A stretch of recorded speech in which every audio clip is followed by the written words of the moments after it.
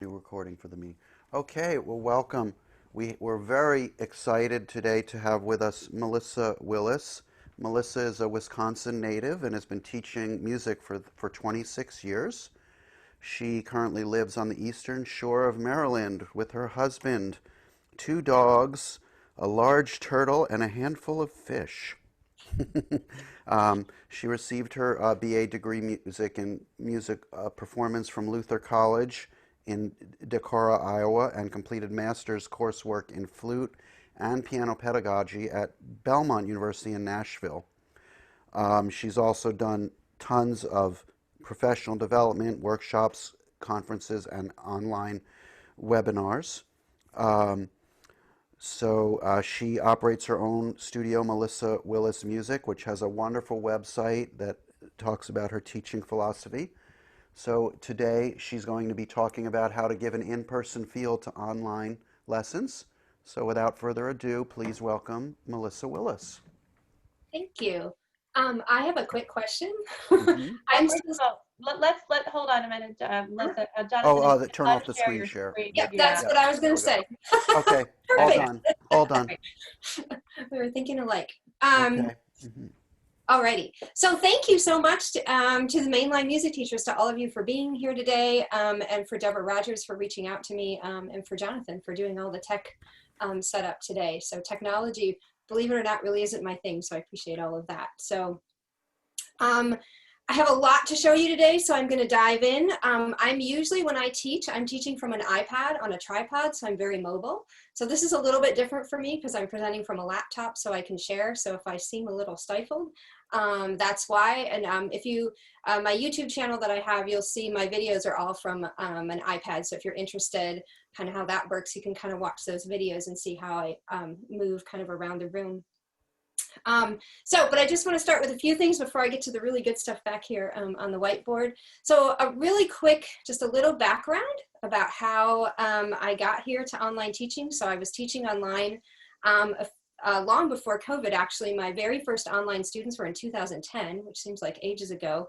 And it was kind of a last resort thing. My husband is now working, but he was a student for many years in our marriage. So we were always moving around. And I would have to leave studios and then, of course, rebuild. We all know that process if you've been through that. And so in 2010, we moved from Iowa City to Indianapolis, and I had some students who just weren't interested in switching teachers. So if they weren't going to have me, they were going to quit. And that, of course, made me a little bit sad.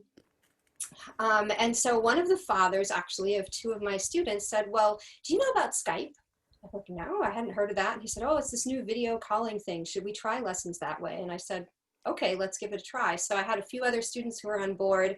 From 2010 for about 3 to 4 years, I had a handful of about 5 to 8 students that I taught online. It wasn't my main mode of teaching. I didn't want to make it my main mode of teaching, but it was a great way to reach these students that otherwise wouldn't have continued teaching. And then they graduated, and some of them got into those high school years and they stopped. And it was mostly intermediate students, but it kind of got my feet wet. And then fast forwarding to 2016, my husband finished all his degree work and took his first job here on the Eastern Shore of Maryland. And of course, I again was like, oh, I have to rebuild my studio. I have to leave my students. I'm so sad. And my husband looked at me and said, well, why don't you just take them all with you and teach them online? I said, are you nuts? I can't do that. I can't teach all of these elementary students online. And kind of just thought it wasn't possible, but he planted that seed, and then I sort of kept thinking about it, and I thought, wow, wouldn't it be great if I didn't have to build a new studio? If I got to, continue teaching all these students that I adore and love, wouldn't that be wonderful? So I did a Google search and tried to find if there was anyone else teaching elementary students online, and I found a webinar by Melody Payne. So she'll be on the Google Doc list, her website. And she had done a webinar, and I'd reached out to her, and she said, indeed, she was teaching elementary students. And sort of I did a mindset shift at that point, and just realized, I got excited and started to brainstorm all these different ways that I would be able to teach students online and keep my studio. So interestingly, I'm not a fan of technology, very much a dinosaur. I still use a hard copy day planner, hard copy books. I have a calendar that you hang on the wall. I like board games, all of that. So I'm not really super technology at all. And so I really try to only use what is necessary. So when I was teaching in person, I wasn't using a lot of technology in lessons or a lot of apps. And so when I went to online teaching, what was really important to me is that my students had a lesson that felt very similar to how it would feel if I was with them in person. So I didn't want to suddenly change the whole format, and wanted them to engage with me, engage with the materials, as opposed to just engaging with the screen. So you'll see some of that and how I do that today. So that's kind of my main goal, is that you'll go away with some ideas to kind of get an in-person feel, even with your online lessons. And also maybe if you're feeling a little tired, a little exhausted, kind of overwhelmed with some of the online teaching, even though I think we've all been doing it for a while now, right? That you'll leave with a little bit of excitement and enthusiasm, and maybe some hope that it maybe can be a little bit easier and a little bit more like seeing your students in person. So I think the most important thing with teaching isn't really whether it's online or in person. I think it's just about being an effective teacher. So if you're an effective teacher in person, you certainly can do that online. It's really about that connection and that relationship and that teaching style with your students. So I think that that's really key, and that's what shifted in my mindset between those online lessons from 2010 to the online lessons I do now.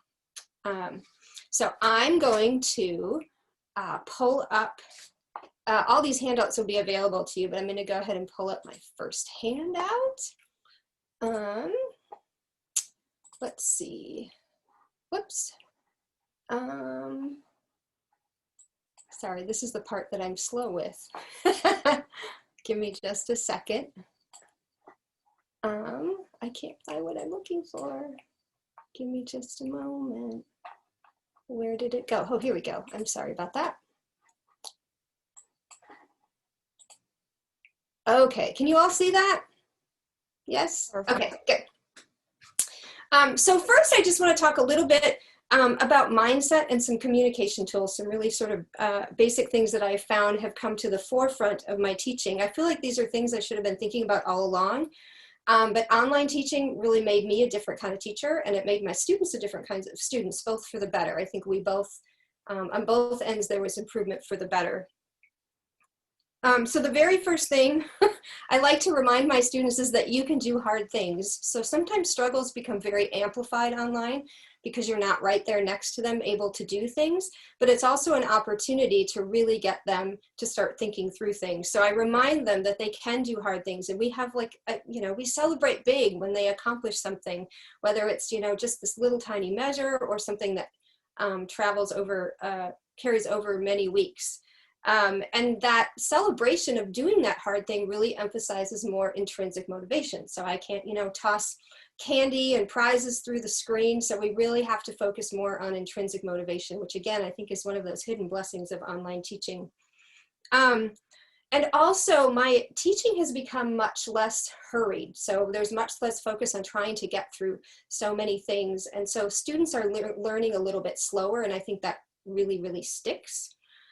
So I'm, sort of embracing that silence when I might ask a question. If I was right there next to them and I ask a question and they don't answer, I might try to immediately prompt them, and I'll just kind of sit with them and actually realize that they're probably thinking about it. And so they've gained more confidence because they're able to find some of the answers on their own. So that's really helpful as well. And even though it can be frustrating in those beginning lessons where you're trying to show them, how to find measures and how to mark things on the back end, that will be really, really valuable, because now, the great thing now is that I don't usually have to ask my students to mark their music. They just know. They just pick up their pencil and they start to know how to do this. So they're doing much, much more for themselves and taking much more ownership.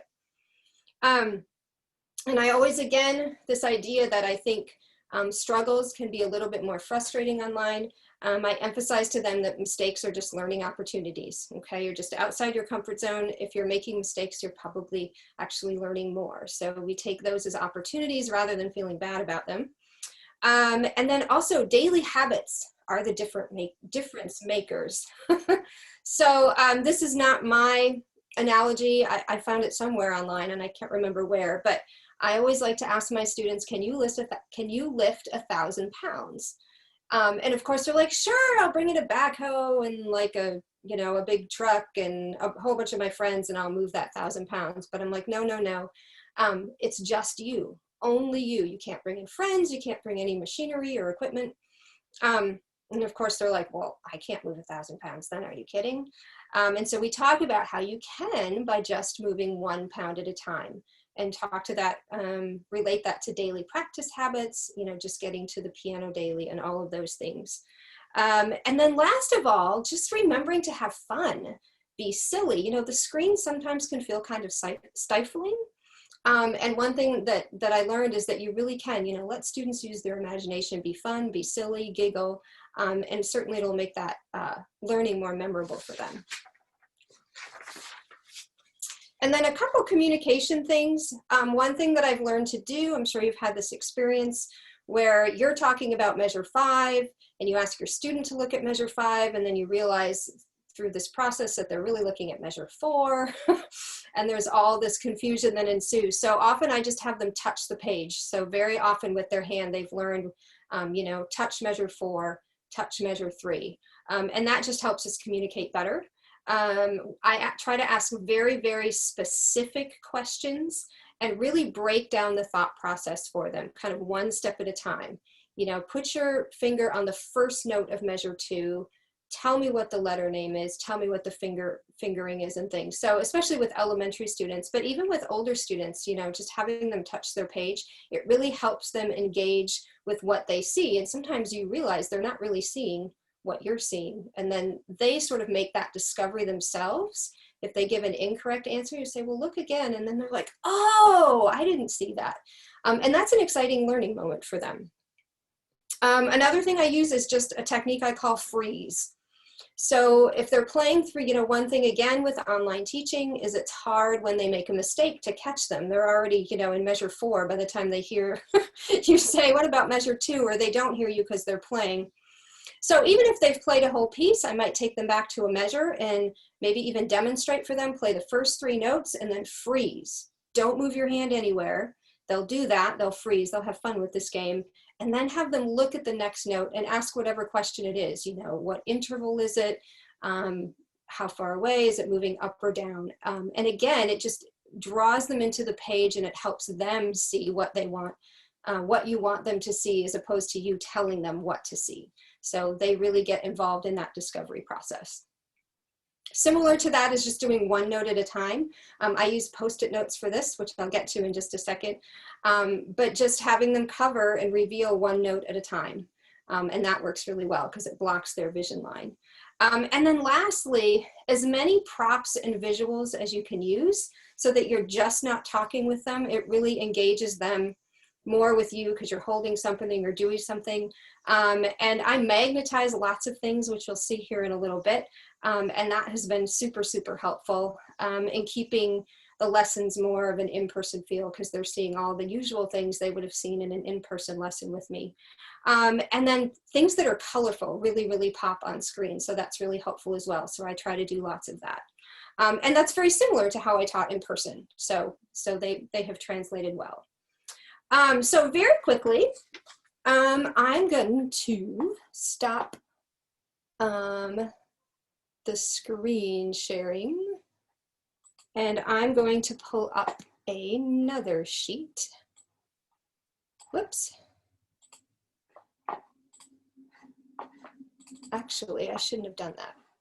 Oh, here we go.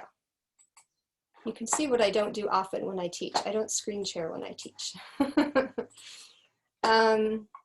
So one thing that I realized when I was switching to online teaching is that if my students were going to have an in-person lesson feel, they needed to have their own little mini studio at their house.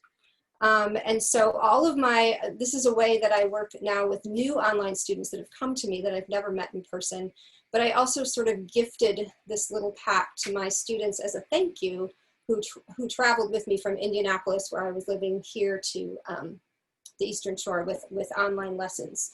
So you could also, you don't have to get all of this for your students. You could, most of these items you could put on a list for parents and have them purchase these things for their students, just like the different school lists.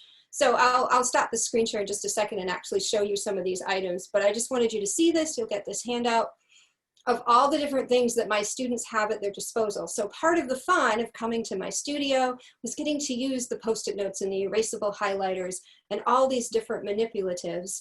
And I realized if they didn't have those to use in their home, you know, lessons would feel a little less exciting, a little bit more dry than maybe they were used to. So I really wanted to bring as much joy as I could into the lesson, that they would still get to use these things. And then I have one other thing that I'll show you a little bit later that goes through all these things. So, and some of these you might be familiar with, but I'm going to go ahead and just kind of go through this and just show you some pictures. I'm going to stop this screen share real quick and come back to me. So I'm just going to hold up all of these different things that I have here. Give me just a second, because I'm going to try to do it in order. So a really simple thing are just some fun pencils. These you probably can't see, but they just have animals and things on them. And you can make that really personal. So one thing I again try to do with online lessons is make it as personal as I can. Since you can't be there in person. So I'll try to find out a little bit about my student ahead of time. Do they like, you know, sports? Do they like dogs? Do they like cats? And try to theme a few things along the way to kind of match their needs. And we all know that students never have a pencil, right? So as I give out this bag of goodies that you see here, I just put everything in a Ziploc. I always make sure that I let parents know that, and students know, that these things live at the piano. So they don't live in their room. They don't, you know, go to school with them or wherever. These are really meant to stay at the piano. And if they start disappearing, we have that discussion, the discussion again. I use erasable colored pencils a lot to, especially to mark guide notes, which we'll get to a little bit with the magnetic thing. But we color code different things in their music. And the process of doing that is the teaching experience. And then it also helps give them some really concrete markers when they're practicing at home on their own. Erasable highlighters are awesome. The usual, we use these to mark different sections. So I put some links on the Google Doc. There's lots of different brightly colored ones that are like invisible ink. So they disappear, but the drawback with that is if you make a mistake and you white it out and you want to write over it again, you can't, because it's invisible ink. It keeps disappearing. So there are these new ones out. I think it's called Frixion. They're pastels, and these actually have a tip. You actually erase like an eraser, and then you can write over them again. So these are the latest and greatest discovery I've made this year, that you can get erasable highlighters that way you can actually rewrite over them. And I'm also a huge fan of the erasable gel pens. These are a little bit more expensive, but we use these sometimes to mark skips in music. They have a really nice fine writing tip, so students like using those. Then I always try to get a little pack of Post-it notes in the student's favorite color. That's the other thing I like to find out, so they know about that. And we use those for all sorts of things, with practicing, you know, making tallies to keep track of things. I also use smiley face stickers with really young students to show symmetry on the fingers. So, you know, especially with 2s and 4s, or sometimes I have students get 1s and 5s mixed up from left to right hand. And so I'm going to show you I'll show you some quick pictures. I'll screen share at the end of how those work. And then, I'm just going to pull these out. I make just homemade index cards for rhythmic dictation, which I'll talk more about as we get back to the dry erase. I have finger number cards, which I'll show some pictures of those here in a moment, and some musical prompt cards for doing rote exercises like pentascales and things. These I could not teach young students without. So a lot of these things I'm using with beginning and elementary students, which is kind of my focus today. But these, again, I use to mark guide notes especially. And these are from the dollar store. And what's great about these is they have red. And then I'll show you some pictures. And so we actually mark, again, the guide notes on the piano keys. So when they're practicing, if they get stuck, it's just a really great tool when I can't be there right next to them to show them. I have black key pattern cards, and then let's see, And then most of you are probably familiar with the ladybugs and the giraffes of Diane Heidi. So I have a link to an article about those and also links where you can buy those. So those are really great as well. And then a new thing I have made are using, so the magic notes, which you'll see me use on my board here again in a minute, these very colorful little discs. These are great for finding white keys on the piano. You'll notice even if I step away or if I roll away here, on the back, I've got these do, re, mi cards on my board and they're in rainbow colors. So Music Mind Games, which I'm going to get to here in just a few moments, everything is sort of connected to these rainbow colors. It starts with singing, it transfers to the piano keyboard, and then it also transfers really, really well to the staff. And it just let students really understand kind of one step at a time how things are integrated. It's a very holistic approach. So I like to use these on the piano keys, but what I discovered by accident is that they can, on some pianos, they can actually slide between the keys. So I bought these little furniture bumpers, like, or maybe not furniture, like cupboard bumpers. And you can get them in larger bulk on Amazon as well. And I have that link. And I just put the little bumper on the back and then they can sit right on the piano keys. So I'm going to go ahead and just show you some pictures of these things. Let me start my screen share again. And we will go back. Here we go. And so there's a picture of how, so red is C, G, or, and then the blue is G, and again, it ties into the rainbow colors. So that is how we mark guide notes. And then, I can't, there we go. And then that's just, the guide notes come in phases. So that's just another example as we start to spread out and go to other ones. And then there's the finger number symmetry. So again, it just lets students kind of see how the 4s are green, the 5s are blue, and so on. So they're not confusing finger numbers. And some students don't need that. And I apologize, I tried to take these pictures on the black keys by myself. So they're a little bit awkward. But again, that's really helpful with the 2s and 4s that so often get mixed up for really young students. And then there are the black key card, or the black key pattern cards. So those I've just made out of index cards and then the smiley face stickers. Again, I've discovered working with really young students online that sometimes they don't see those black key patterns as clearly.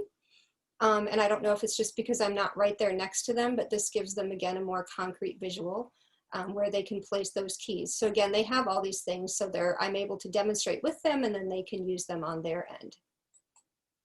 And then it also works really well for that lonely black key in that bottom picture at the end and kind of explaining that that's actually part of a 3 black key group. So we have that. And then here are the magic notes with the bumpers, marking the CDE groups and the FGA groups. And again, these will tie really well over even into the staff when you get to that point. So you can use these all sorts of ways. You can build pentascales, you can build full scales. You'll notice on the full scale, the A is pink. So in Music Mind Games, the A's are indigo, and you can actually stack magic notes to make indigo, but they don't stay glued together very well for purposes of sending these to students. So we just use pink as our A instead. And then this is also great to sort of tie the two things together, you know, reminding students what white keys go with what black key groups. So there's that. And then these are the finger number cards I use. This again is just finger number reinforcement. It gives them a little bit of chance to compose, and I have the prompts for the 2 and the 3 black key groups, and then the right and left hand, and they've had fun just composing little songs with these. So very short little songs, but it does plant that little seed that they get to make up some of their own things. Whoops, oh, and that's just another one. And then here are the rhythmic dictation cards, and you'll be surprised with the Blue Jello rhythm that I'll get to here shortly, that they're able to do rhythmic dictation at a really young age because they're not having to write things. They're just having to place cards. So these again are just colorful index cards that I've laminated and drawn with a Sharpie because I am low tech. And then these are the different musical prompt cards. So if we were working on a C pentascale, I could already have students, start playing at different dynamic levels. You could even just start introducing tempo words, just so it doesn't become like a scary, unfamiliar thing later on, and really just make all of these things part of the vocabulary just through pictures. And that is the end of that screen share. Now, I'm going to pull up one more thing. I just want to take a second. So I know that the question was come about, how do you get new online students? How do you start beginners? And so for me, the success again is having that sort of mini music studio bag. All my beginners, I ship that US Postal Service to them. And then the other thing is I put together a binder for them. So I'll take just a second here and show you what I do with binders. Again, I try to make it really personalized. So I just make these on Canva. So this student, she had golden retrievers, so that's what she got. And then this student obviously liked unicorns, rainbows, sparkles, dogs. And then on the back, I try to make a favorite songs list just to encourage them that, they don't just play a song and leave it. They can have things they come back to, and I try to make that themed as well. And then I do different binder dividers, and I'll pull up a handout that kind of will go over some of those that you'll get and what the categories are. And then I also try to draw, so here's Sight Reading Like a Rock Star by Melody Payne, which is really, really great. And so I really try to personalize things as much as I can, and I also try to use as much digital music as I can. And so here is just a little bit of that. So there you can kind of see, and you'll get a copy of this, some of the different binder sections, so you certainly can cater them to what you would use most. But then when I when I send studio licensed material through the mail, it's all 3-hole punched. I clip it together and I put a Post-it note on the front, put this in the sheet music section, put this in the technique section, to try to keep them as organized as I can. And then I keep a very detailed record of what I've sent them. So a little bit more behind the scenes work. And then I just put a bunch of my go-to digital resources. There's a couple I forgot and left off of this sheet, but if you go to the Google Doc, you'll see a couple extra things that I use. And some of you may be very familiar with those. So, and then the personalized cover, the favorites list. And then I also do, I mentioned this, I mentioned this in the beginning about habit building. And so I've provided a link for this as well. And this is what I have them fill out. The goal isn't that they do 100 days in a row. That's not the goal at all, actually. The goal is that they just fill in each day they practice, and we work to see how long a practice streak we can get. And then at any time, we sort of look at patterns. So if we've had a big gap in practice, why is that? If you've had a really long practice streak, how did you make that happen? And then correlate that again to what they're accomplishing in their lessons. So it's really a tool to help kind of learn what's happening practice-wise. Now, music mind games. Let me pull up. I don't know if a lot of you have heard of music mind games before. But I made this little sheet. All the links are going to be on the Google Doc. But I wanted to just talk about a couple of things. So music mind games, and this is just my sheet. This isn't an official music mind game sheet. I have some official music mind games documents, but the price lists and things are outdated. So I just sort of made this up, and then the Google Doc links will take you to their website. So I'm not affiliated with music mind games. I've just done a lot of training, and I absolutely think it's the most amazing, thorough, vast music literacy program out there. And it's very discovery based. So it really, again, encourages students to kind of discover things on their own, and then they remember that better. So When I was teaching in Indianapolis is when I did a lot of the Music Mind Games training, oddly enough, out here in Maryland. And so all my students actually got a puppy packet. So a puppy packet just looks like this. It's a big plastic case, and it is like a studio, like a music theory studio in a box. And so my students were all able to do that. So a puppy pack is right around $100. And so it's a significant expense for some families. So what I do now, so when I moved here, all my students had a puppy pack. So we just had all that accessible to us for online lessons. And what I do now when I get new students is I give them the option of getting the full puppy pack, or they can start with those essential starters that you see, and you'll see me use some of those blue Jello cards, Do Re Mi cards, and the staff slate. Those are really, really central to everything that I do, and it's so helpful that they have those at home. And then I also really like the alphabet cards because they're so colorful and durable. If a student really can't, we can find lots of places to download free printables of alphabet cards and laminate them. But honestly, the price of the alphabet cards you can buy and all the work to print, laminate, and get a set of cards online is, I think it's easier to buy them if you can. The rhythm playing cards, which are really great. And then there's a second set of blue Jello cards that actually isn't part of the puppy pack. So that has to be bought separately anyway. And the grand staff cards are really just like flashcards, but they're more like, they're more durable, like playing cards. And they have some really unique features. And so you could substitute just regular flashcards, but then when you get to more of the games, if you do more with these things, then the actual grand staff cards are more helpful. So everything except the blue Jello cards deck 2 are in the puppy pack. So if you buy the whole thing, you save money. But there are a few things in the puppy pack that I use less often, and so that's kind of why I give parents those different options for that. And then, even if they don't have them at home, Music Mind Games still, the materials are really colorful. They just translate really well as a visual online. So even if you just have them as a teacher, they're so helpful.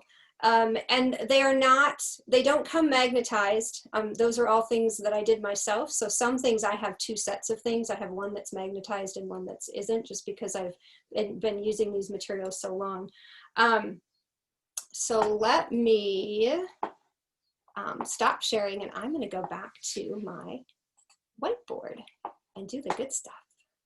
This is what I love most. Alrighty. So I'm going to try to make it so you can see. Can you see me on the whiteboard okay? Okay, good.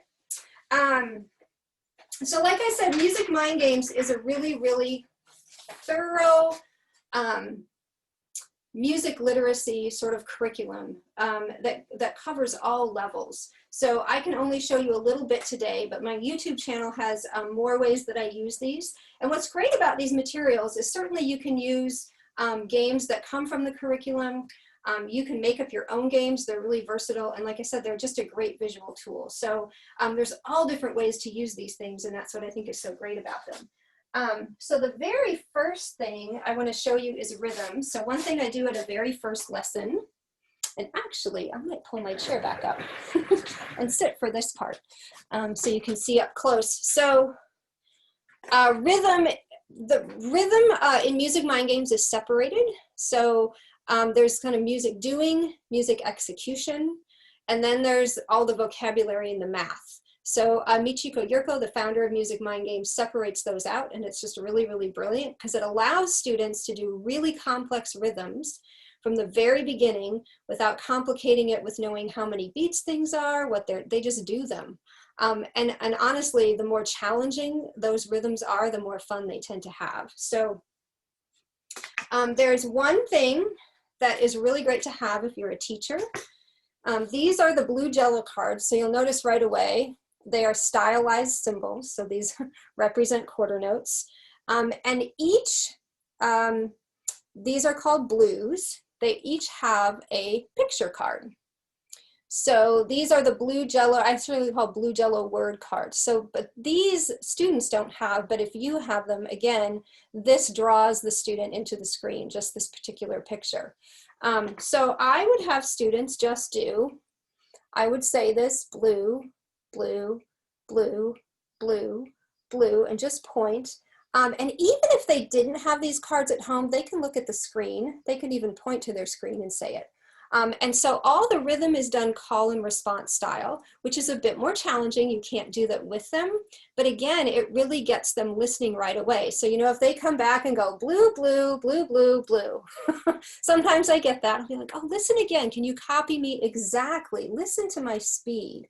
Blue, blue, blue. And more often than not, they're very much able to come back the second time and do it exactly like they should. And I'll sometimes even send a follow-up short little video when they're first starting with blue Jello, just so they can hear it, so their parents can hear the sounds and things. And then I'll just go through a few of these as if you were all students. I would just hold up that card, not really talk a whole lot.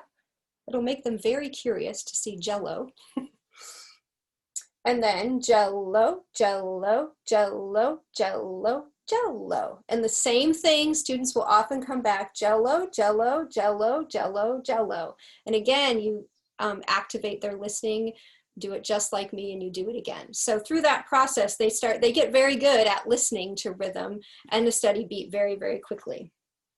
And then I love to show this one, the little mouse resting under the umbrella, taking a little break with a beverage. And then, so by the 5th card or so, then they start getting the rests, blue, Jello, rest, and so on. And then the great thing, so they keep moving on, they get the double Jello next. And what's wonderful about these cards, and I'll show you how I use these in just a bit, is the other side actually has the real rhythm. So as you go through these, I'll just go ahead and pick some of my favorites. And now I will go back to my board here. So as I'm using these with students, I will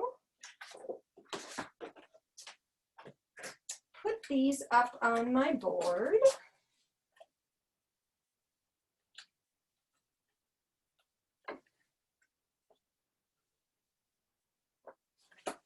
Like so, let's see. I'll do 4 cards. And you can do this within a first or second lesson. So they, you can just point to the cards again, blue, rest, Jello, pineapple. And then you can point and they can say that back. And then you can keep, mixing these up. So then you can just switch the order. Move the pineapple over, whoops, move the pineapple over here, move the Jello, move the blue, and so on. And you can keep mixing them up.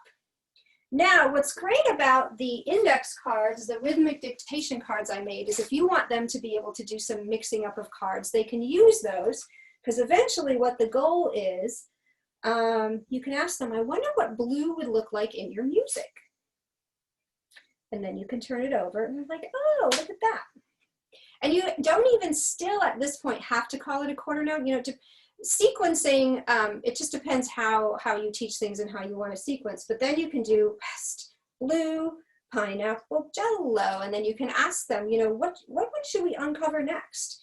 So maybe they want to see what the Jello is, and you can turn it over, and they can see the Jello. And so then you can gradually keep turning them over, very discovery based, and then keep mixing them up and doing them in different ways. So that's a great way to use these cards. Now, the beautiful thing is then when you want to transfer to rhythmic dictation, you can just say to them, blue, rest, blue, blue. And they can go to those index cards that I showed you in that picture, and they can just put the cards up. So you can have a 5, 6, 7-year-old doing rhythmic dictation as long as they know the blue Jello language, because they're not having to write all these things out. So that's one thing I really, really love about this rhythm approach, is it makes complex rhythm really, really, really accessible because they're just doing it. And the deck 2, Deck 3 has, so 4/16, which is huckleberry. The dotted 8/16 is in deck 1, so purple, purple. And what's great about that is sometimes we subdivide it and do purple, purple. So they're already, even at a very young age, are already learning how to do that rhythm correctly. That so often isn't. And so there's the purple card with the little cat. So these pictures, they're just so memorable. They remember what all these things are. And it transfers really, really well. So I use Wendy Stevens' Rhythm Menagerie. That's something I include in the binders. It transfers really, really well to that. And then really, really well to the music. And it works, you know, with students of all ages. So I use this with adult beginners. I use it with transfer students who are really struggling with rhythm. It sort of helps them feel things and hear things. So I will take these down. Then I want to talk a little bit about sort of the rhythm vocabulary part of rhythm, and where she gets more into length of notes and relationships of those notes. So this is called, I'm gonna come back and sit down here. This is called puzzle notes, blue puzzle notes and rests. So Music Mind Games has these actual puzzle pieces and students build notes, but again, those don't translate well online. So I have a small dry erase. I just have students get a blank sheet of paper and get their favorite, you know, favorite color marker, colored pencil, crayon, whatever they have. And again, I'll kind of take you through this a little bit like you were a student. You can imagine that you all have your blank sheet of paper and your favorite color. And it's a repetitive exercise. So this is how they start to learn the basic note things. It's kind of fun. So I go ahead and draw, and I just hold it up and say whole note. So they draw that and they say whole note. And then we keep going. Whole note. We're like, okay, I know that. And then we add one thing and get a half note. And so then they repeat half notes. So it's this call and response again. And then we start again. And now they start to think this is silly because they see the repetition. Whole note. They'll start to anticipate half note. And then I'm like, okay, you can fill it in. Quarter note. And with young students, it takes a really long time to wait for them to fill it in sometimes. They're very particular. And then you start again and they're like, oh, whole note. So I'm gonna speed us along here, but then you add that flag and you've got the eighth notes. So not only are they learning the names of all of these, but they're actually able to draw them at a very young age. I've had very young students do that. And then it will end all the way up there with the 16th note. So then we just go through them again, whole note, half note. And you know, depending on what piano method you're using, if you're working with very young beginners, they may have already seen some of these and know a little bit about them. But you can ask them, you know, which one do you think is the longest or which one do you think is the shortest? Let's find out. And this is one of my most favorite things to do. And it's actually in some ways easier to do on camera because you can hide things from them. But I have just these paper pianos, which are from Music Mind Games. They are my, since I'm in front of the screen here and I can't turn you, this is my, this is what you would use in person. So I say, okay, well, let's look at the 16th note and see how long it is. You ready? It's very short. And then I would go ahead and just put this on the board so they can see how tiny that is. They're like, okay, so do you think the next one's going to be longer or shorter? And you can engage with them. And then you come along, whoops, holding that the wrong way. Whoop, little bit longer. And then again, putting it up here. So as you continue to do this, and I have a video of this on my YouTube channel, of course they keep getting longer. And what's really great, the longer they get, the more sound effects you should use. So we'll pretend we've already done the half note. They're already impressed with the length of the half note. But then, So now you're finally to the whole note. You're like, I wonder how long the whole note is. Whoops, I keep doing that backwards. So this is where sound effects are like, okay, here it comes. Oh, oh my goodness. How long is this note? And then you can, oh my goodness, it's so long. Is it ever gonna stop? It's like the longest note ever. Oh my goodness. So you can really have fun with that. And again, you get that feel as you're kind of being silly, making those sound effects. They kind of feel like they're right there. Whoops, they're right there next to you. And then you can see all of those, that relationship of the notes. So that's the very first way to introduce length. So we're not talking a specific number of beats. They just know this is longer than this, which is longer than that, etc. And then from that point, I'll go ahead and move out of the way. Now this is where the rhythm playing cards come into play. So they are a a yellow and blue deck of cards. There's 52, just like playing cards. So as you go further on in Music Mind Games, there's really, really fun card games that use these cards, which is why I love for students to have them. But to start with, one of the classic games is called Fine. And so it's really just putting these notes again from longest to shortest. So I'm going to go ahead and take these off for now.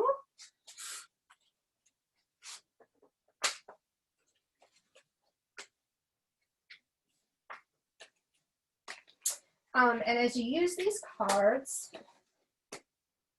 you can even have them, if they have the deck at home, you can have them go through the deck. Just being able to identify those 4 notes is part of the learning process. This deck does include dotted notes, but when we first do this activity, of course, we're going to do it without dotted notes. So I would do this activity for them first, right on the board. So whole note, half note, quarter note, 8th note, 16th note, Fine. So a lot of Music Mind Games is just them observing you do something and then they just do it back, and that's how they learn. So it doesn't feel like they're being tested or quizzed or anything. And if they make a mistake, you just kind of point it out and they switch it around.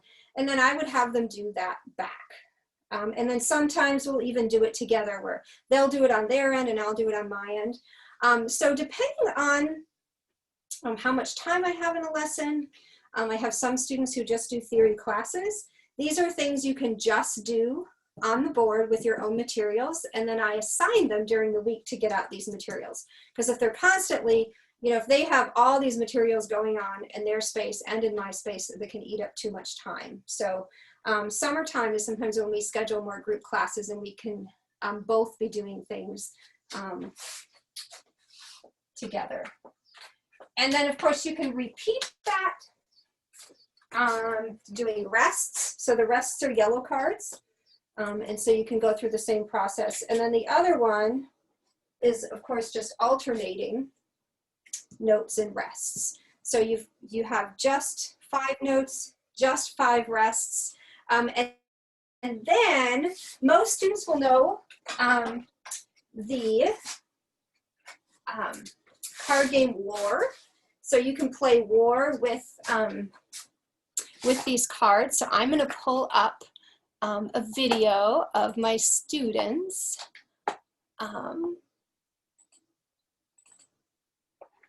playing a war card game. So this is summer. So I don't do, my group lessons online are really within families. So I have parents playing games with them, and I also have siblings play. So this is a younger sibling and an older sibling. And you can see how the older one is being a really good teacher. So this is they're playing War with the rhythm playing cards.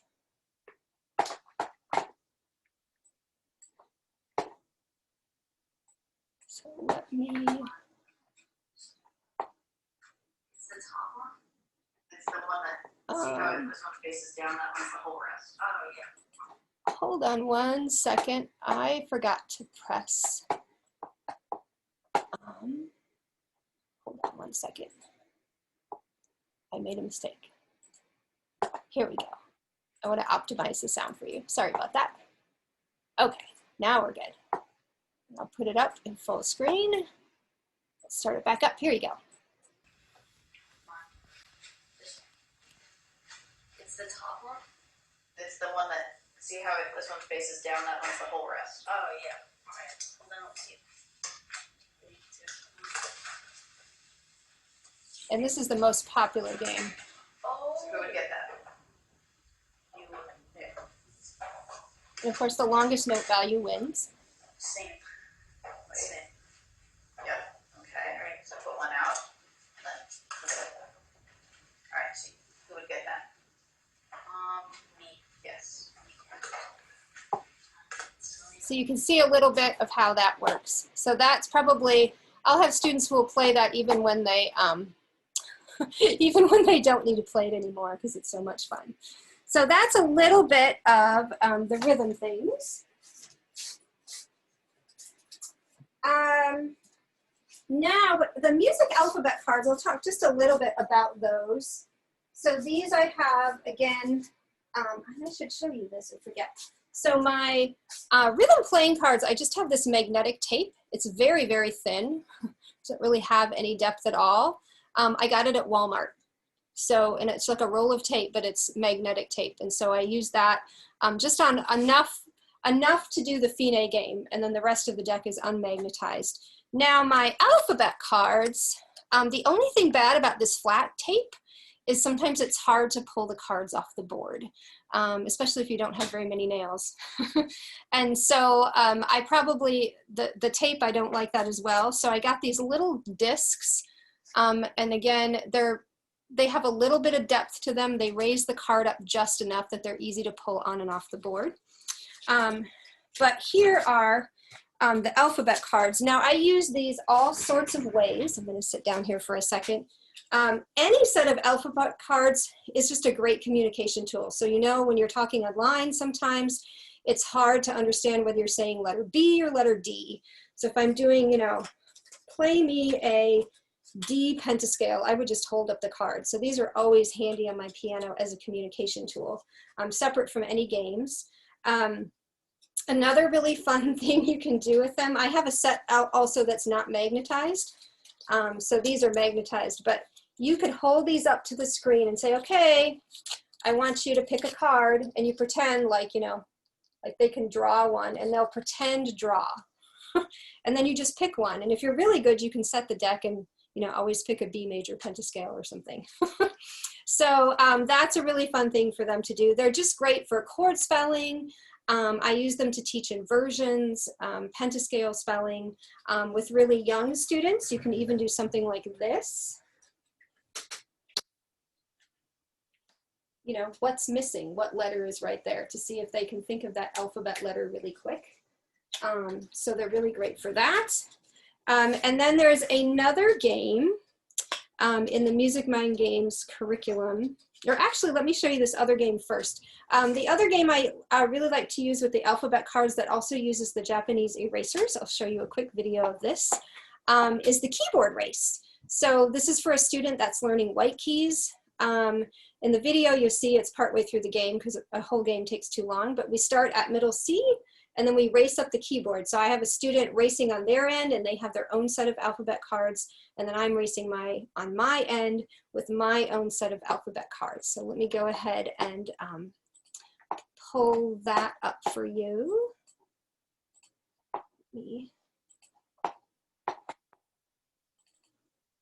Alrighty. Here is the keyboard. Moving one space as well. You're making it suspenseful. I got an E. Uh-oh. You're almost there. I got a C. One more space again. But now we're on our final octave here. Let's see what I got. I got a G. No. Oh no. Okay. I got a D. Oh, you are just That's fun. taking your time. You might be in I've done that trouble. like 4 times in a row. Like I've gone. Yes. Like, Your piglet's an expert stepper. I got a B. oh no. We can make it so I have to draw a C at the end. What did you get? I got a C. I win. Oh, look at that. Boom. Awesome. Good job. So you can see how we still have lots of fun even in that online format, playing back and forth. So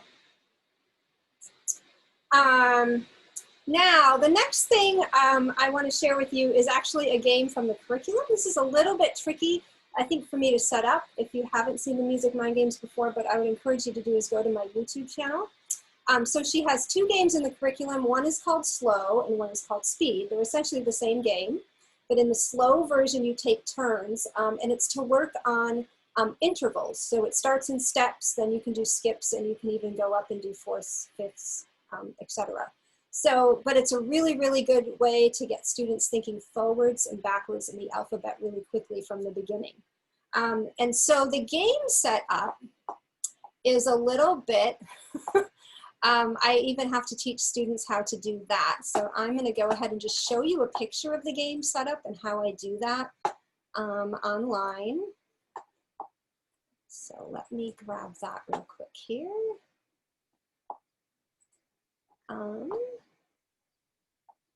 Here it is. So you can kind of see, so we have a troll and Mozart playing slow today. This is the game. But students deal 3 face-up cards on either side. These are piles of 3 face down. And then these are face-up letters in the middle. And basically what happens, so this student would might play the C on the B because if we're playing in steps, so that would be a step. And so you say the middle card first. So you would say B, would play this and say B up to C. And I think that's the only, or the other student could play C up to D. And so it's really important that they say their play because then they're saying up or down.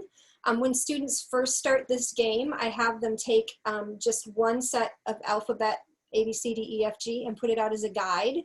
So they don't, because otherwise the game can take a really long time as they're trying to think through the alphabet. So I have them do that guide, and then they go back and forth.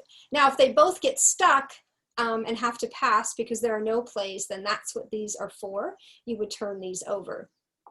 And so the slow, they're kind of just taking turns back and forth. In the game Speed, I'll show you a video of that as well. In the Speed game, you don't take turns. You just go as fast as you can. So once students are comfortable, they love the Speed game. And you can also do this. So generally, again, I do this in a lesson where I have 2 siblings that can play or a parent and a student that can play. But if you do half decks, you can also play on your end and they can play on their end, and you can kind of do, you kind of each do a solo game and you can see who finishes first. So there are a variety of ways to adapt it. So let me find those videos real quick.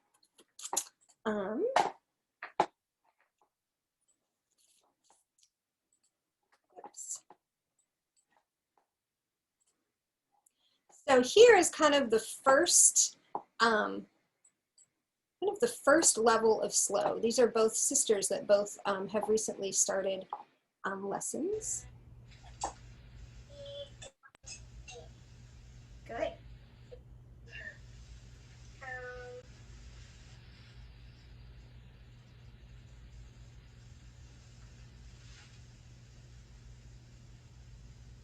Thinking time.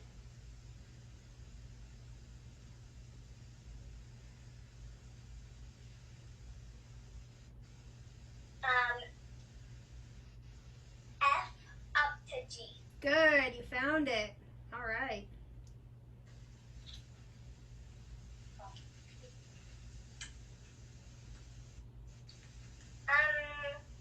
D up to E. Good. And you can see their guide off to the side. Down to D. Good. So that just gives you a little taste of that. So that's a fun game. Now, there's a couple variations of this game. You can also, I haven't gotten to the staff slate yet, and we'll do that next. But you can also play this game and actually use the staff slate to mark the letters on the staff that you play. So I'll show you just a little bit of that, which is another thing I love about Music Mind Games is that you can layer things.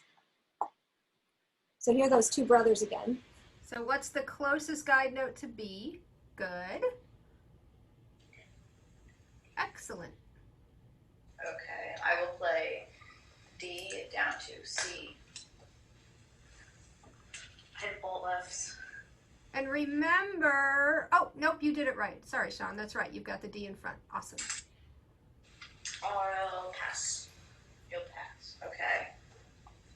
I fall, so pass. Okay, so now you get to do the flip. Each take a card. So here's the... And then it will go back to whoever passed last, which I think was Ryan, right? Yeah. Yeah.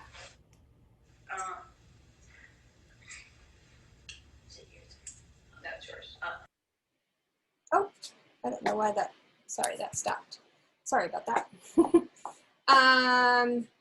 And then I also want to show you one more. So this is essentially the same game. It's the same brothers.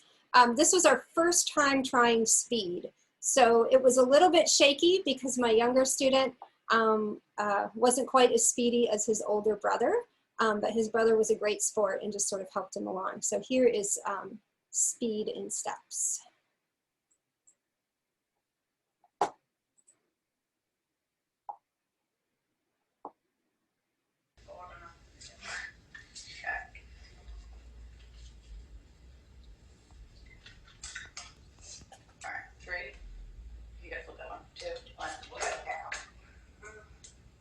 And then just keep playing. You don't take, oh, nope, that's a skip. Oh, wait, yeah, no. FLT. And you don't have to say it, you just go. And you don't take turns, you just keep going. Yep. And then you keep taking out new cards from your deck. I can't do anything. Ready? Flip. Darn it, you took it. You can do. I was about. And you always, yep, you can always turn out a new card. I can't do it. So you can see, this is another game like War that students want to play all the time. So even when they master it, it's really fun to play. There's lots of excitement when they're doing that with another person. So that kind of covers a little bit of the alphabet cards. Now the other thing that I, of course, have students get that I mentioned were the Do, Re, Mi cards. So this is, again, one of those things that is a little bit, there's a song called Daily Do, and I'm going to show you a video actually of Michiko and one of her classes singing that, that you work on in little steps with students over the course of time. Singing is a little bit tricky online because you can't actually sing with them at this point, although with that new program you might be able to. But you can't sing with them, so you kind of do call and response, and if they're not comfortable singing on their own, sometimes I'll just say, kind of hum along with me to make them feel comfortable. And again, if they have a sibling or a parent who's comfortable singing, I'll bring them in and have them do that as well. But what's great about learning the Daily Do, and the reason it's so important, is just the oral skills that it develops, the listening that it develops, and how it really, really connects to the staff. So I'm just going to go ahead. Daily Do has a major section that covers the major chord, major scale, intervals, and then it has a minor section as well. So I'm going to go ahead and just play you this video of them singing it just so you can hear it. And then I'll show you how a little bit about how I introduce it in a lesson and then how we connect it to the staff. All right. Where did it go? Here it is. Okay. It's hard to find those things with all the tabs. I need a bigger screen. Okay. So this is Michiko and one of her classes. This is in Spain.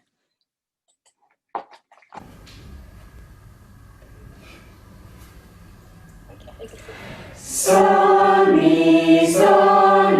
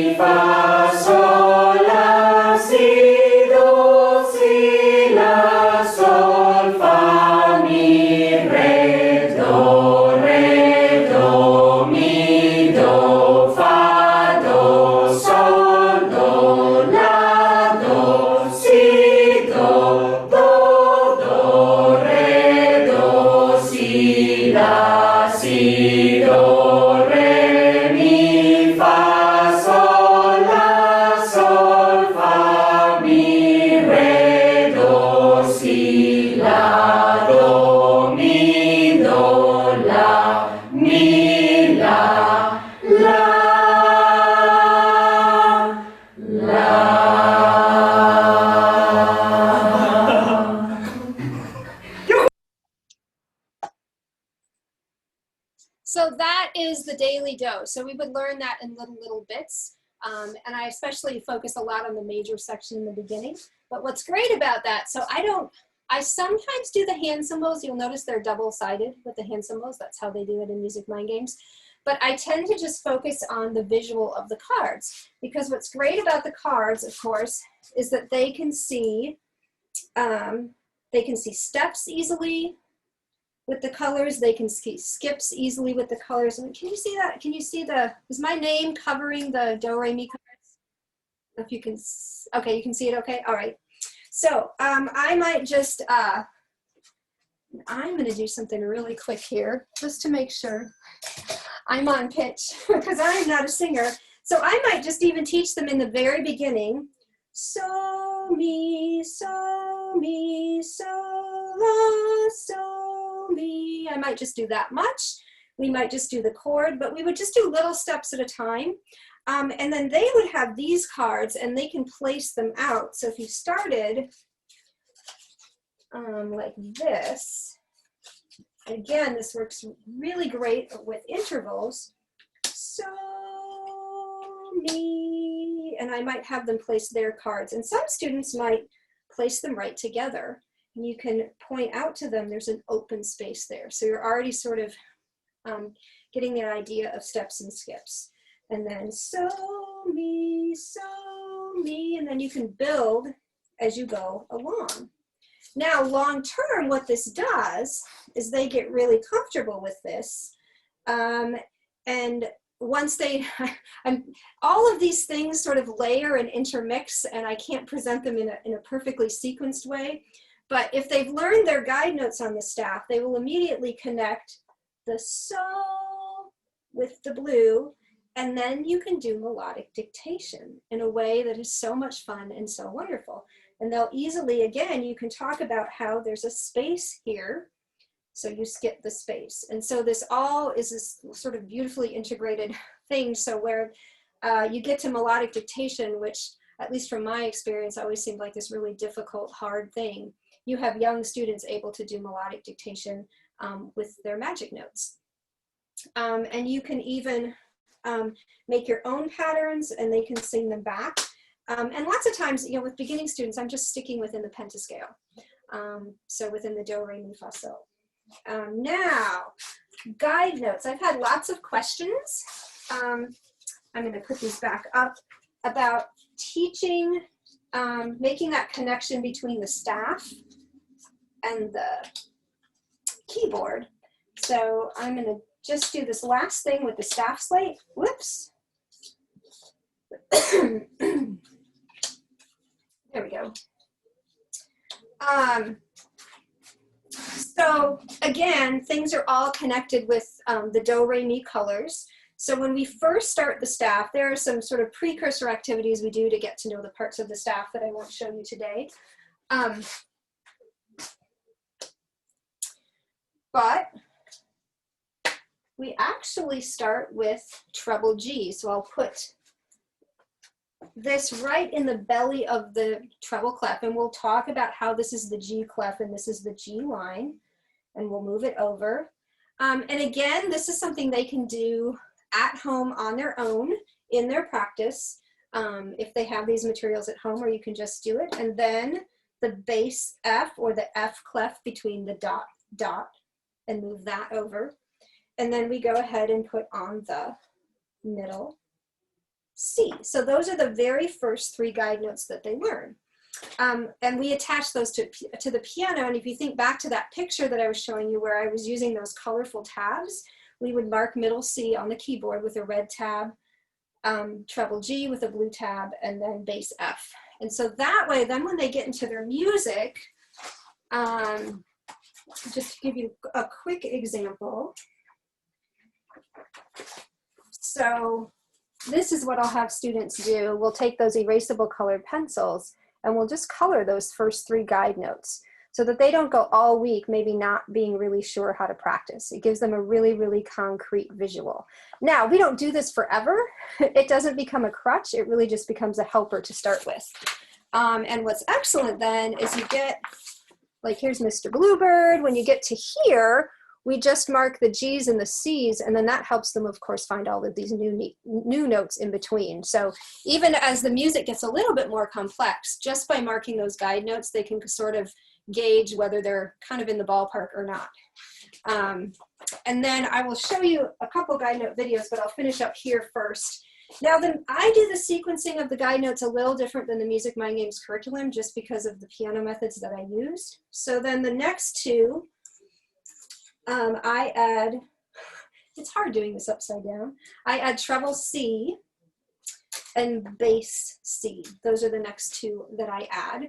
And then the other thing that Music Mind Games emphasizes so beautifully is the symmetry between all of these guide notes. So you're moving 2 spaces down from the top, 2 spaces in from the bottom. So if you were to fold this slate in half, of course, they would touch. And that's another great way for students to remember how they work. It was not something that I ever noticed about the staff until I took Music Mind Games training. So I like being able to point that out to students. And then normally what I do, rather than add more C's, is we will add the high G and the low F. Because those are generally what's coming up next in their music. So we will add those. And again, these are symmetrical. These are symmetrical. And then last but not least, and students will have all of these supplies in a puppy pack. If they get just a staff slate, they will get a foldable staff like this. And then they will get all these transparency lines. And then we would add high C and I have to come around front, my arms aren't long enough, and low C for this one. And that is referred to as the Grand 9 in Music Mind Games. So through all of these phases, you can use those colorful tabs to kind of mark things out. We would do different games, which I'm going to show you here in a second, with the grand staff cards, which are these. So the grand staff cards, all of the bass clef cards have green backs, and all of the treble clef cards have blue backs. And again, that ties into the bass F is green, the treble G is blue. So it's all connected all the way through the program, all these little surprises.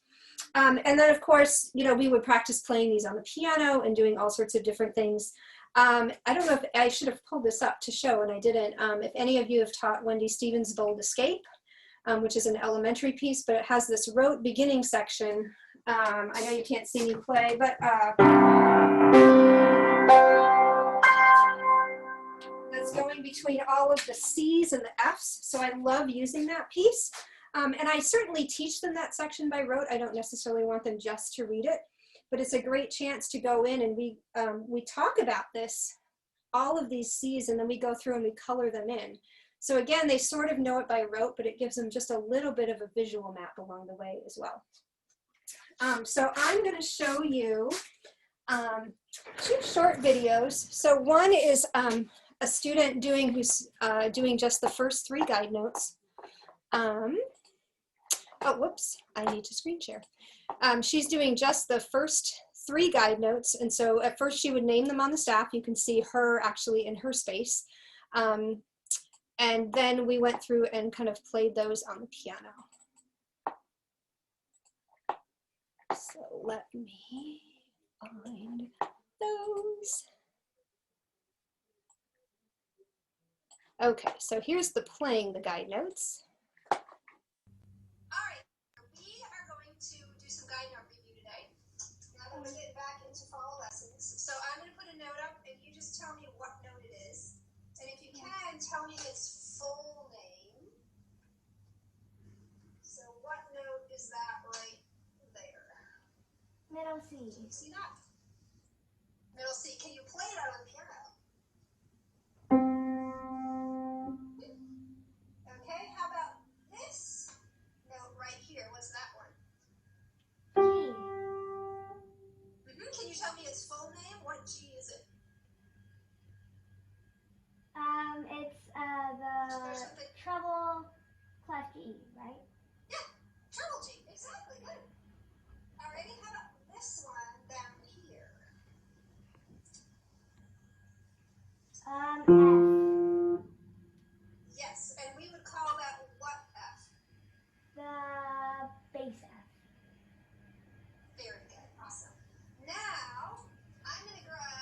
And then I just have a pointer. Pointy stick here. And I'm just going to play between these in different ways, and I just want you to go ahead and play them on the piano, okay? Okay. So here I go.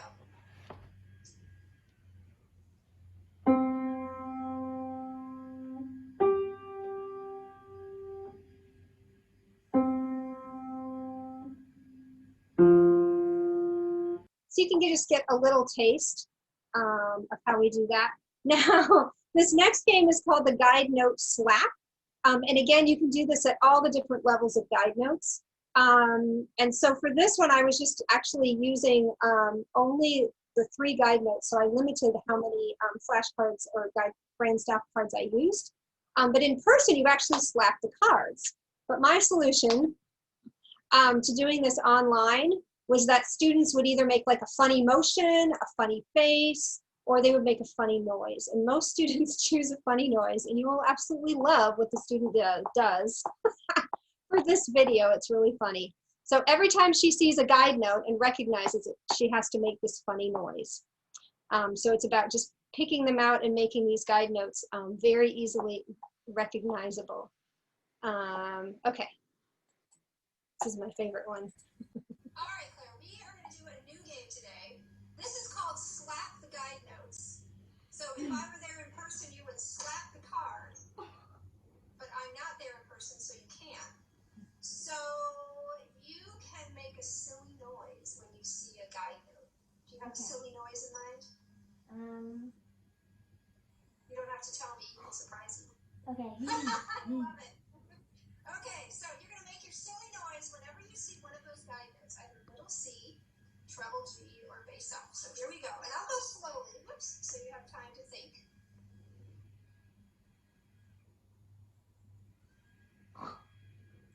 You got it. What one is that? G. Yes.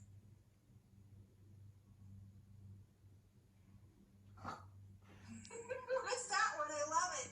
C. Good.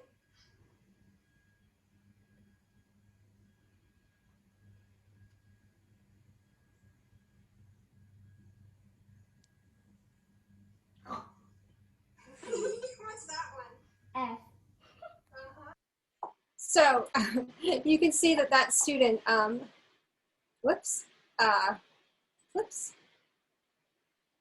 something, I touched something I wasn't supposed to. There we go. That student was having great fun making a pig noise every time she saw a, guide note. So that was a lot of fun. Now, the last thing I just want to, I don't want to spend a whole lot of time on, and I put these in your handouts, but the music mind games, magnetizing things and putting things on a dry magnetic board really just makes all the difference. I included just a couple of handouts. I don't have them to display. They're actually just PDF Word documents. I did a blog post on virtual recitals. So my students this year did sort of one more formal, I use the word formal loosely because it was an online recital where they made YouTube videos and then submitted those to me, and then I put them into a playlist, and then we had a Zoom watch party together. So for them, their Zoom watch party was kind of like a big movie festival. It was really great. They, pulled it up on their big television screens. But I made a special handout for parents and how to make the video, for students and how to make the video. And then I had a separate handout about all the things they need to think about and do on the Zoom watch party day. So you'll get both of those handouts. Those will be available to you. And then also, one thing I've done that I think is great about virtual recitals is that you can have so many more performance opportunities that are less formal. So I started something called a couch recital series. A mom of one of my students, she texted me after the recital. She's like, I could get used to these recitals from the couch. It's kind of nice. They have young kids, so it was logistically was easier for them. So we did an end of summer recital, which I've never done before, but we did it as a couch recital. So they didn't have to dress up to make their videos or anything like that. There was nothing formal about it. Some of them were even works in progress because we only worked a little bit over the summer. And I'm going to do a couple other things like that. And then also, I'll quick share this one last thing. This will be included in your handouts.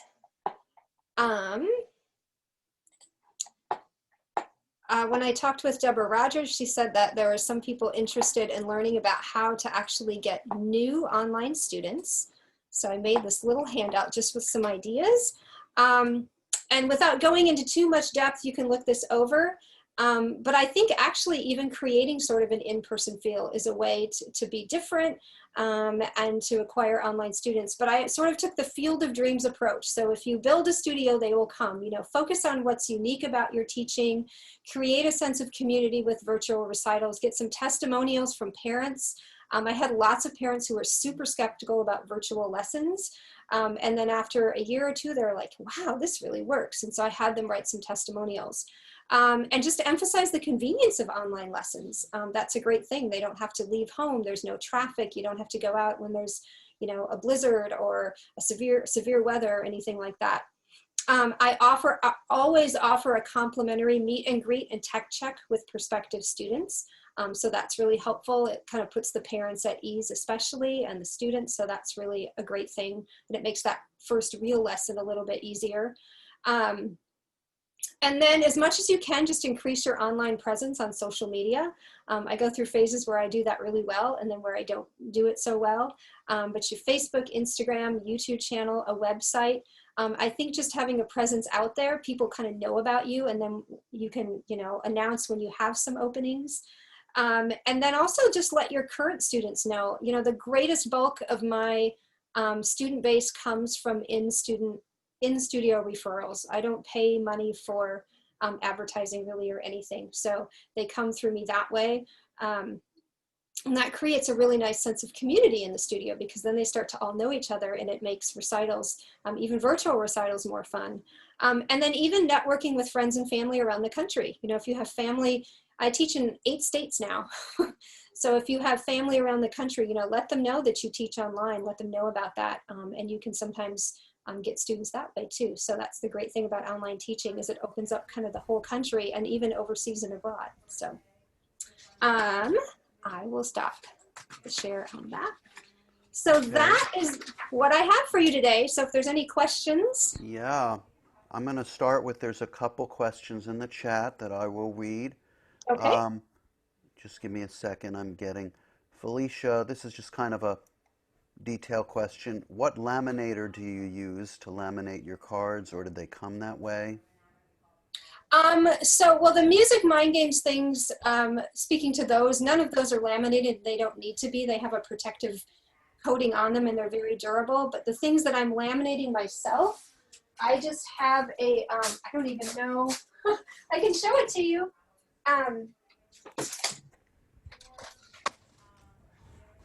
It's not expensive. I think I got it on Amazon maybe for $30, $40. It's a Scotch TL901. So it's just pretty basic. Okay. It has 2 settings, so. Very good.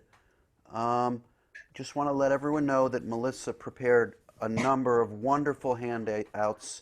Every single one of them will be available for you for download in the members only section of our website. Just give us a day or two to get them online. I also have recorded both the business meeting and Melissa's presentation. There's going to be separate links for that. So anyone who needs to see anything again, or if you have any friends that missed it and want to see it, you can direct them to that. Let's see if I can see any questions. A lot of good compliments.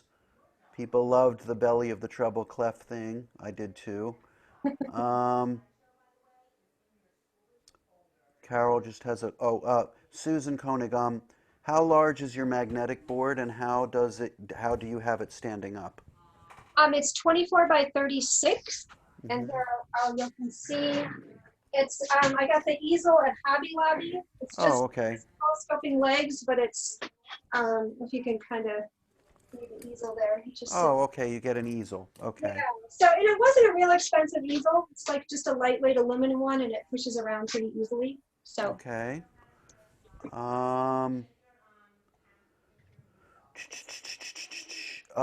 The slow fast game, how many alphabet cards do you have in the deck? Let's see, I think there are hold on, I'll tell you. I'm going to not remember the colors off the top of my head. So let me do a little math. There's blue, pink, yellow, orange, green, and purple. That's 5, right? 5 times 7, so there's 35. Okay. All right, great. Well, let's see. Where does one get the tripod to hold the iPad or telephone? I'm actually can go back and put those links in the Google Doc. I don't have those. If you go to my YouTube channel, there's a video where I show my tripod setup and the links for, I ordered it from Amazon. The tripod, it moves every which way, so I can give all sorts of great angles for my students.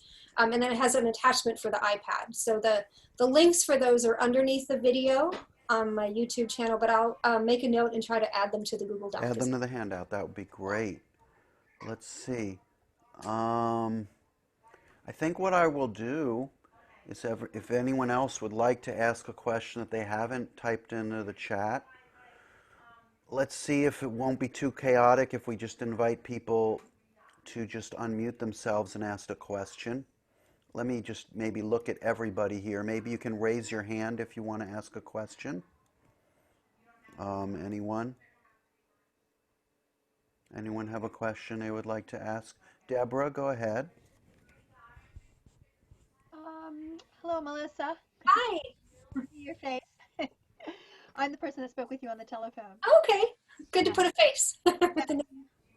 So I kind of zoned out or missed what you were saying about covering the measure. So maybe it's something really simple. They just cover the measure, but I don't know. Did I miss something there? Oh, yeah. Here, I'll kind of show you. I'll just give you a quick example.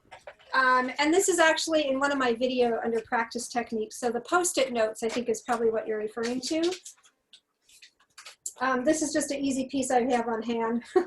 But like if a student was really struggling with this measure, I might have them cover up all the remaining notes, and they would play just the first note, and then I would move it over and say, okay, now play 2 notes. And then I would have them move it over again.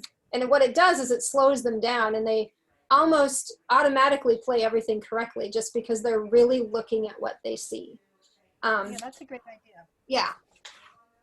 So I just, on my channel, that's called Post-it Note Practice. So, and it works with all levels. It works really well with Chopin as well. Some of those big things and trying to, some of those big runs, just really getting students to, and it's built-in repetition because you keep repeating what you already played, and then you just keep adding a note. Thank you. Mm-hmm. You're welcome. Any other questions we can ask for Melissa?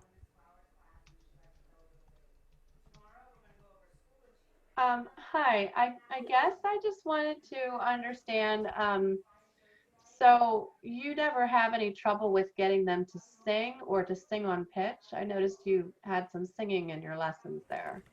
Yes, so some students are, the students that like to sing most generally sing pretty much on pitch.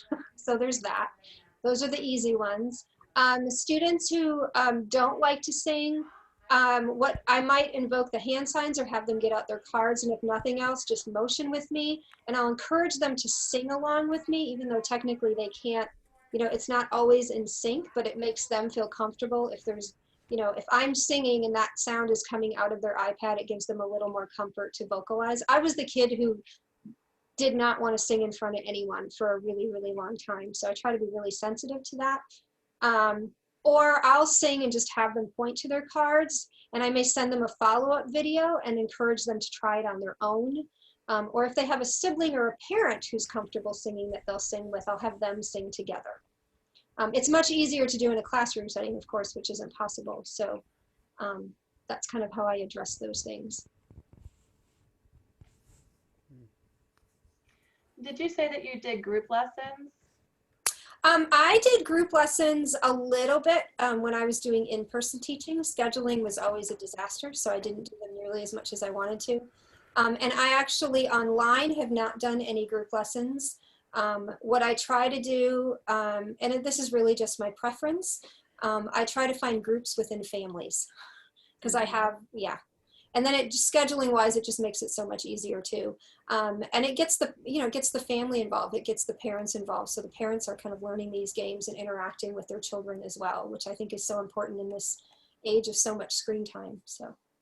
And one last question for me. I noticed you have siblings playing the games together. Are both of those children taking lessons from you, or just the one of them? Yes, it's when the siblings are playing, generally both of them are in lessons. Sometimes they're at different levels and one of them is just really coming in as a helper. And sometimes they're similar levels and they can do these things together. So. Well, great questions.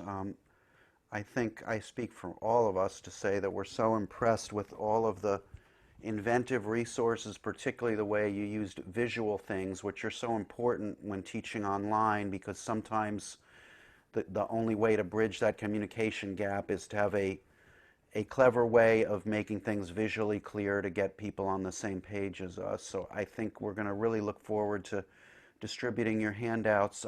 Did you say you wanted to update a few of your things?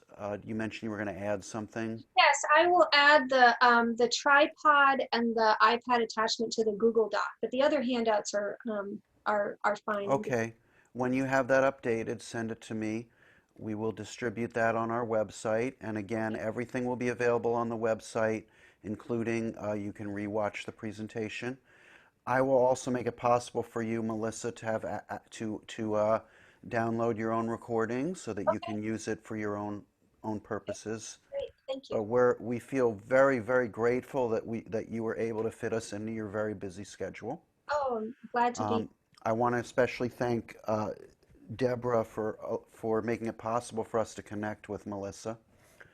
And we have a great year planned. I know that it's unusual that we can't meet in person, but there's something to be said for acknowledging what the situation is in front of you and just trying to make the best of it. And I think we've had a very meaningful learning experience today, thanks to Melissa. And thank you for Miriam for your unbelievable leadership. Does anyone else have anything else they want to say? Miriam, do you want to take over? I just want to say that I hope to thank you again, Melissa. It was fantastic. These are the kinds of hands-on practical things that we need to see for teaching piano, not just online, but in person too, when we go back to in-person lessons. So thank you again. You're welcome. And I'll quick mention and then I'll be quiet. If anyone has questions or if anything didn't seem clear, please feel free. My contact info is in the Google Doc. You can always reach out to me with an email. It might take me a couple days, but I'm always happy to have exchange of ideas. So that's great. Thank you for that offer. And so I guess we'll wrap it up here, Jonathan. I just wanted to remind everybody that our next meeting is with Marvin Blickenstaff. He's going to be on October 13th, and it'll be online. We'll be online for a little while longer. Not sure about the whole year, but I would say probably most of it. So I hope to see everyone next month, and I guess that's it.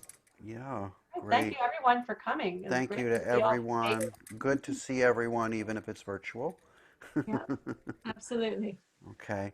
Miriam, do you and I need to discuss anything? Are you okay? No, I think we're good. Okay. Have a wonderful day. Good luck to the teaching year.